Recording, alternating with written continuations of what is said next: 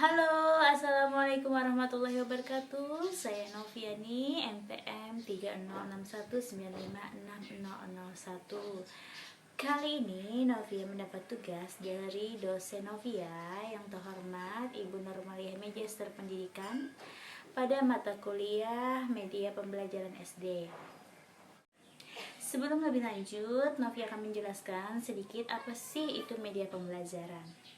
Media pembelajaran adalah merupakan alat yang berfungsi dan dapat digunakan untuk menyampaikan pesan pembelajaran.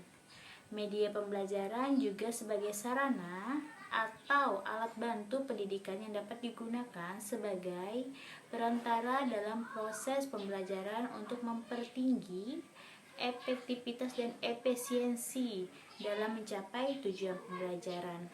Dalam pengertian luas, maka media pembelajaran adalah sebagai alat, metode, dan teknik yang digunakan dalam rangka lebih mengefektifkan komunikasi dan interaksi antara pengajar dan pembelajar dalam proses pembelajaran di kelas. Yang selanjutnya adalah gaya belajar siswa. Dalam Kamus Bahasa Indonesia, gaya bermakna sebagai watak, sikap maupun gerakan. Dan belajar adalah suatu proses yang ditandai dengan adanya perubahan pada diri seseorang. Cara belajar yang dimiliki oleh siswa disebut dengan gaya belajar atau modalitas belajar siswa.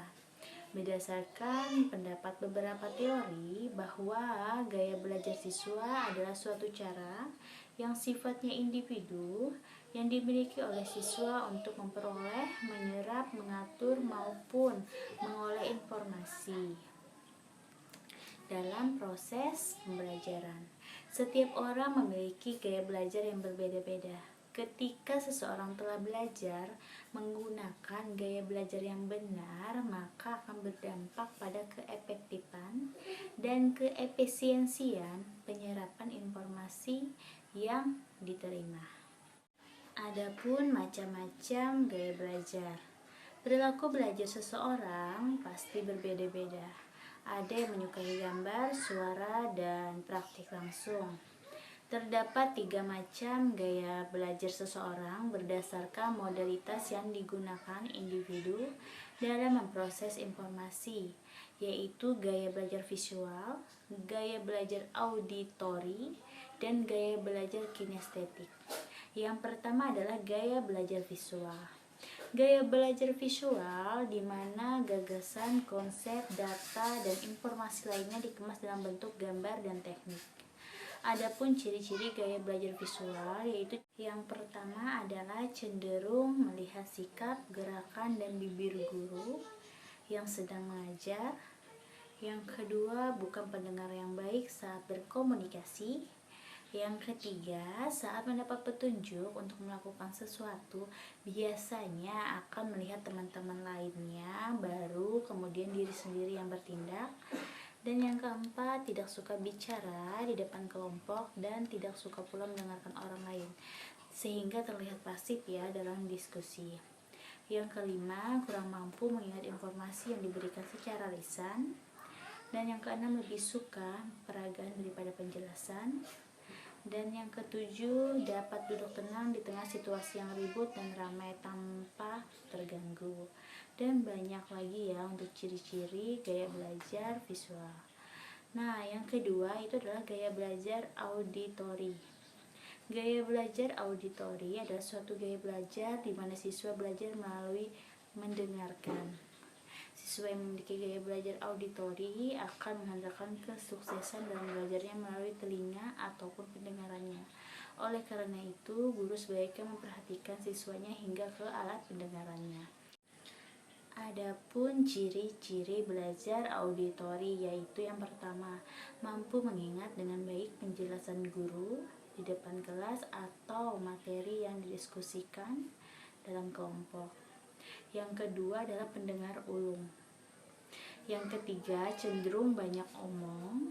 Yang keempat, tidak suka membaca dan umumnya memang bukan pembaca yang baik karena kurang dapat mengingat dengan baik apa yang baru saja yang ia baca. Yang kelima itu adalah kurang cakap dalam mengerjakan tugas mengarang maupun menulis.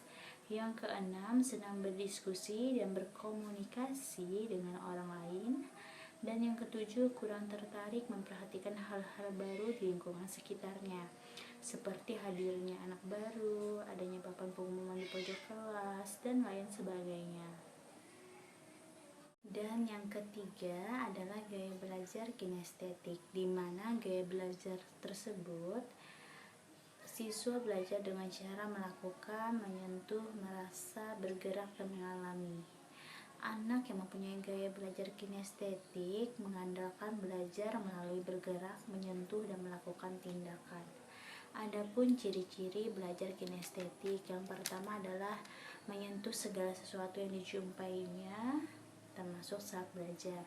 Yang kedua, sulit berdiam, duduk manis dan lain sebagainya, dia sulit ya. Yang ketiga, mengerjakan segala sesuatu yang memungkinkan tangannya aktif.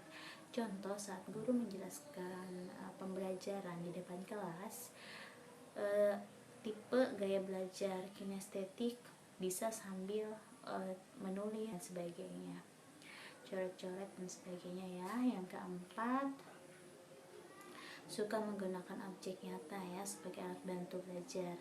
Yang kelima, sulit menguasai hal-hal abstrak seperti peta, simbol, dan lambang. Dan yang keenam, menyukai praktek dan percobaan. Dan yang ketujuh, menyukai permainan dan aktivitas fisik.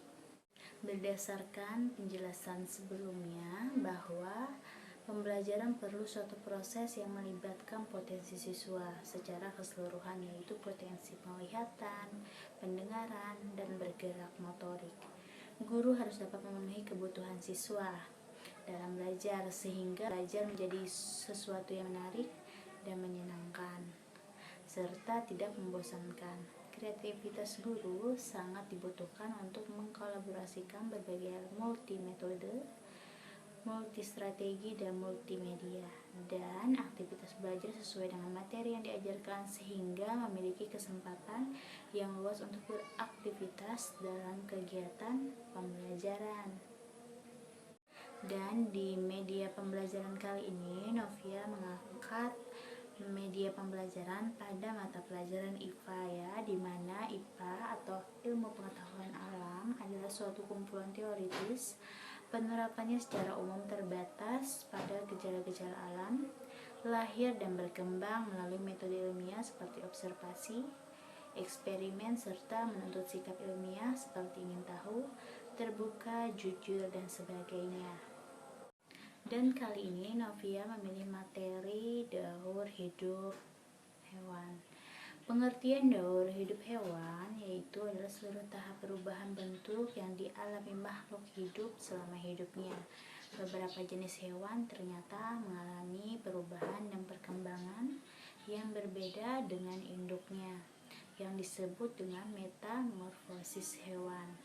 Metamorfosis adalah tahap perubahan bentuk yang sangat berbeda yang dialami hewan sejak menetas sampai menjadi hewan dewasa.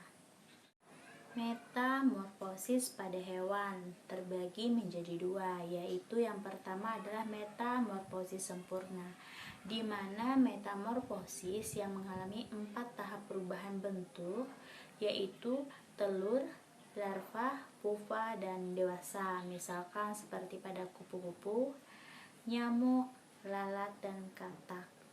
Dan yang kedua adalah metamorfosis tidak sempurna, di mana metamorfosis yang mengalami 3 tahap perubahan bentuk saja, yaitu telur, nimpa, dan dewasa, misalkan seperti kecoa, lipas, semut, belalang, capung, dan lain sebagainya.